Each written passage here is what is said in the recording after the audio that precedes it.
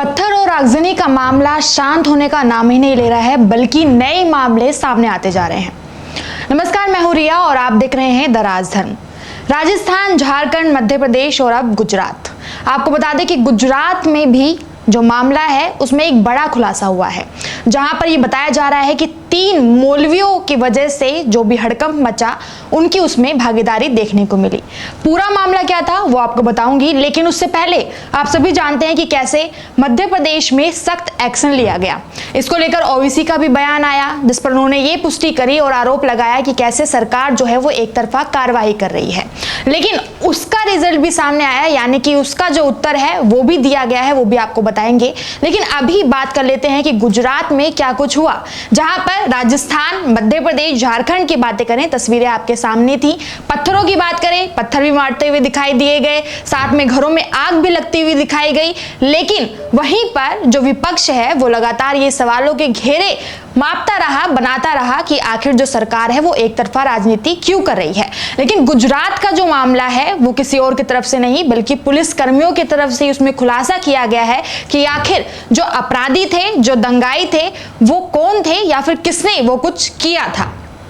एक तरफ आपने सुना कि कैसे असरुद्दीन ओवैसी ये कहते हुए नजर आए कि जो पत्थर फेंकने वाले लोग थे या जो दंगाई थे, उसको वो हरगिज नहीं मानते हैं कि वो मुस्लिम समुदाय से थे। लेकिन वहीं पर जब गुजरात में खुलासा किया गया तो ये पता चला कि जिसने भी पत्थरबाजी की थी वो एक ही समुदाय के लोग थे और बकायदा उनको गिरफ्तार भी किया गया है, जिसमें से 9 आरोपियों को पुलिस जो है वो अभी तक हिरासत में ले चुकी है और साथ में जो 3 मौलवी हैं उन पर भी जो मुकदमा है वो दायर कर दिया गया है।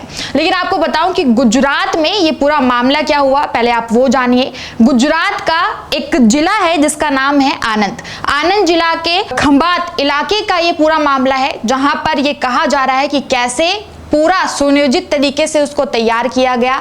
यानी कि रामनवमी का जुलूस निकलने वाला था, जो कि रविवार का दिन था। वहां पर पहले से ही ये तय था, 3 दिन पहले से ही प्लानिंग की जा रही थी कि किस तरीके से जो जुलूस निकलेगा उस पर पत्थरबाजी की जाएगी। जी हाँ, रिपीट में करती हूँ अपनी बात को कि ये गुजरात का मामला था। खंभात यानी आनंद जिले का एक जगह है, एक इलाका है जिसका नाम खंभात है। वहां पर रामनवमी को लेकर जुलूस निकाला जा रहा था और जो पूरी प्लानिंग की गई थी वो पूरे 3 दिन पहले से की गई थी। और इसकी जो पुष्टि है वो वहां के पुलिस कर्मियों ने ही की है। वहां के लोगों ने बताया कि किस तरीके से पूरा प्लान किया गया था। अब प्लानिंग में क्या कुछ था वो आप सुनिए। ये भी कहा जा रहा है कि कब्रिस्तान पर ये सोट बनाया गया था कि कब्रिस्तान से पत्थरों को इकट्ठा किया जाएगा, क्योंकि वहां से पत्थर इकट्ठा करना काफी सरल रहेगा और पत्थरों को इकट्ठा करके रास्ते में, यानी कि जहां से वो गुजर रहे थे, वहां के खेत के जो किनारे थे वहां पर पत्थरों को रख दिया गया था, ताकि जब जुलूस निकाला जाए तो बड़ी ही आसान तरीके से पत्थरों को उठाकर उन पर हमला किया जाए। अब इसके साथ में आप देखिए कि प्लान कैसे किया गया। कब्रिस्तान से पत्थरों को इकट्ठा किया गया, साथ में खेतों के किनारे पर उनको रखा गया कि ताकि जो जुलूस निकाला जाए उस पर पत्थरबाजी को आसानी से किया जा सके। लेकिन इस स्वयं नियोजन के पीछे कौन था, यानी कि जो अपराधी या दंगाई थे वो कौन थे? अब ये एक बड़ा सवाल है। आपकी जानकारी के लिए बताऊं कि वो दंगाई बताए जा रहे हैं कि वो खंभात से नहीं थे, यानी कि जो इलाका था वो वहां से नहीं थे, बल्कि बाहर से लाए गए थे। ये सबसे बड़ी बात इसके अंदर है कि जो अपराधी हैं वो उस जिले से नहीं है, उस इलाके से नहीं है, बल्कि बाहर से लाए गए थे। और इसके पीछे का कारण ये बताया जा रहा है क्योंकि उन्हें बाहर से इसलिए लाया गया ताकि जब अपराधी पकड़े जाएं तो किसी भी तरीके से उनकी पहचान ना की जा सके और वो गिरफ्तारी उनकी ना हो सके। और यहां तक कि उनको दिलासा भी दिया गया था कि अगर उन अपराधियों को पकड़ा जाएगा तो उन्हें आर्थिक तौर पर भी और साथ में कानूनी कार्रवाई के तौर पर भी जो फैसिलिटीज होती हैं, जो सुविधाएं होती हैं, वो उनको दी जाएंगी। तो इसका मतलब यह है कि आप बड़ी सरलता पूर्वक से बाहर से अपराधियों को, दंगाइयों को ला सकते हैं और पत्थरबाजियां करवा सकते हैं, आग लगवा सकते हैं और आप पर किसी भी तरीके की कोई कार्रवाई नहीं होगी। तो ये गुजरात का पूरा मामला था। यहाँ पर एसपी ने पूरा खुलासा किया कि किस तरीके से उन्होंने जब अपराधी को पकड़ा, एक अपराधी पकड़ा गया, उसके बाद ये सब कुछ पता चला कि कैसे सब कुछ सुनियोजित तरीके से वहां पर किया गया था। अब मैंने आपको बताया कि गुजरात का मामला था, अपराधियों को बाहर से लाया गया था, पूरा प्लान किया गया था कि पत्थरों को इकट्ठा कहां से करना है, किस तरीके से जाकर वहां पर पत्थर चलाने हैं। अब जब पूछा गया कि आखिर पत्थरबाजी क्यों की गई, या फिर जो रामनवमी को लेकर जो जुलूस निकाला जा रहा था उसको लेकर इतनी बड़ी अपराध को फैलाने की, जो उन्माद फैलाने की जो तैयारी है वो क्यों की गई, तो उसमें वो ये कहते हुए नजर आए ताकि आगे चलकर ऐसी किसी भी तरीके की कोई भी धार्मिक रैली ना निकाली जा सके जिसको लेकर हिंदुओं के बीच में एक खौफ कायम हो जाए। ये एक मकसद जो कि अपराधियों की तरफ से बताया गया। अब आप देखिए कि कैसे पूरा प्लान किया जा रहा है कि जहां पर एक तरफ ये भी कहा जा रहा है कि देश में हिंदू और मुस्लिम देखने को मिलता है। हालांकि सरकार में आपने देखा कि ये जो मुद्दे हैं वो पहली दफा नहीं है, इससे पहले भी कई बार ऐसे आप मामले देख चुके हैं जिसमें जो कारण है सिर्फ धार्मिक मुद्दों से ही जुड़ा हुआ मिलता है। लेकिन अब जो धार्मिक उन्माद को लेकर हिंसा देखी जा रही है वो कितनी ज्यादा बढ़ चुकी है, जहां पर प्लान किया जा रहा है और वो भी बाहर से दंगाइयों को बुलाकर, और उसके पीछे का जो स्पष्टीकरण है जो मैंने आपको दिखाया, जो बताया कि आखिर कारण क्या था कि जब कोई भी हिंदू या धार्मिक रैली निकलती है आगे से या भविष्य में वो ना निकाल पाए, ताकि एक डर उनके बीच में ही बना रहे कि आखिर अगर वो कभी भी धार्मिक ऐसी रैली ले जाएंगे तो वो किसी भी तरीके से सुरक्षित नहीं है, उन पर कभी भी पत्थरबाजी की जा सकती है या फिर चलती रैली में आग लगाई जा सकती है, या फिर जो लोग जितने संख्या में वहां पर घायल हुए उस तरीके का माहौल दोबारा से बन सकता है, ताकि वो अपने जो पैर है उनको पीछे ले लें और इस तरीके की जो धार्मिक रैलियां हैं वो आगे चलकर भविष्य में ना निकल पाए। एकमात्र ये मकसद वहां से बताया गया। तो गुजरात के ये खंबात का एक बड़ा खुलासा था जो कि आपको बताना जरूरी था।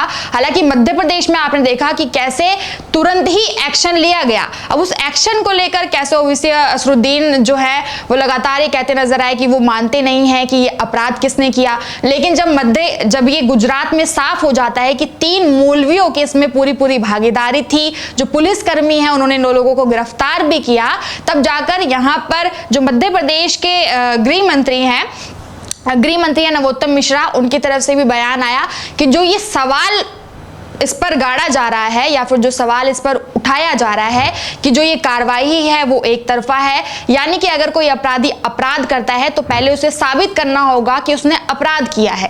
ये एक सवाल उठा रहे थे वो लोग। इसके जवाब में नरोत्तम मिश्रा ने ये जवाब दिया कि आखिर जो अपराधी हैं उनको अब किसी भी कागजी प्रूफमेंट की जरूरत नहीं है या फिर वो ऐसा कुछ नहीं है, अब तुरंत जो है वो एक्शन लिए जाएंगे, क्योंकि अब जो राजनीति है या फिर जो अब आपराधिक देखी जाती हैं चीजें जो देखी जाती हैं उसमें अब कैमरे का उपयोग किया जाता है। यानी कि अब आप इस आड़े में ना रहिए कि आपको कागज दिखाने पड़ेंगे या फिर अपराध साबित करना पड़ेगा, बल्कि कैमरों की रणनीति है। अब कैमरों से साफ हो जाता है कि आखिर दंगाई कौन थे या फिर जो अपराध को किया गया है वो कौन थे।